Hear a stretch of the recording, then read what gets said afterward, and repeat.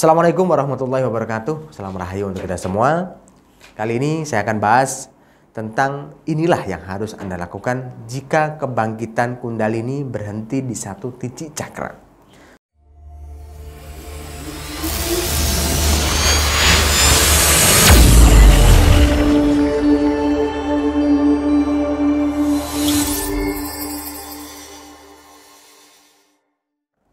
Dan sebelum saya bahas, silahkan subscribe channel ini dan bunyikan lonceng.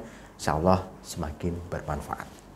Baik, ketika Kundalini Anda bangkitkan, dia secara otomatis akan menyembur.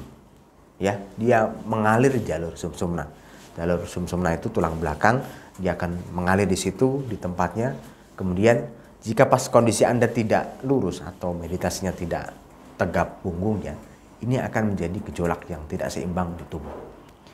Dan bisa terhambat di satu titik cakra.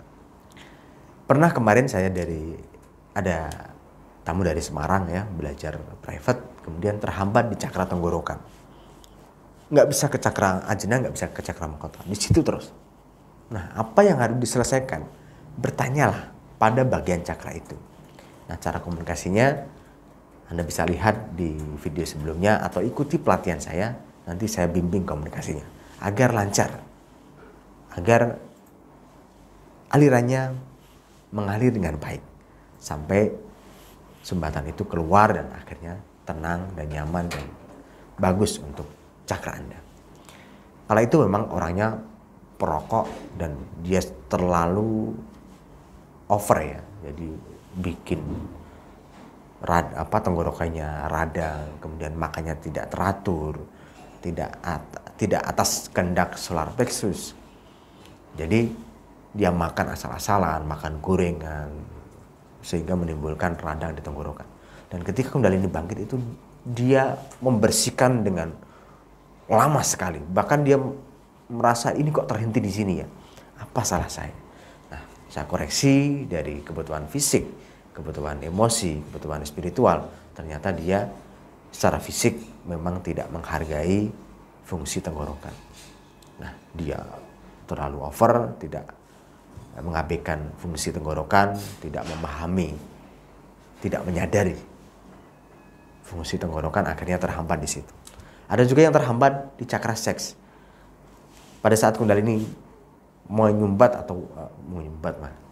pada saat Kundalini bangkit atau menyumbar ya, dia mengalir dari cakra dasar, kemudian setelah bersih dia naik lagi ke cakra seks, kemudian di situ ada gejolak, ada masalah yang terjadi di cakra seks.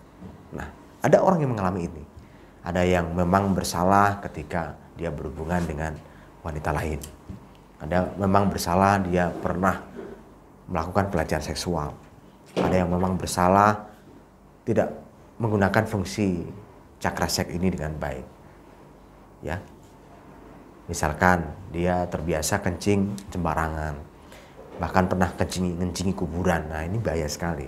Ini akan menjadi masalah di cakra seks.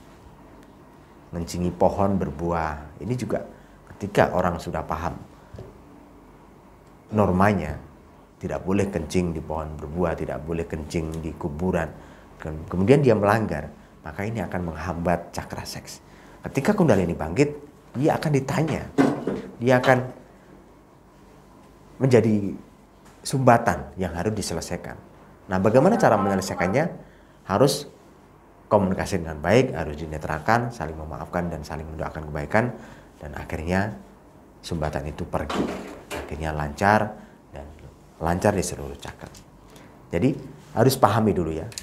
Pahami dulu apa sumbatannya, komunikasilah yang baik, kemudian berdamai dan akhirnya lancar.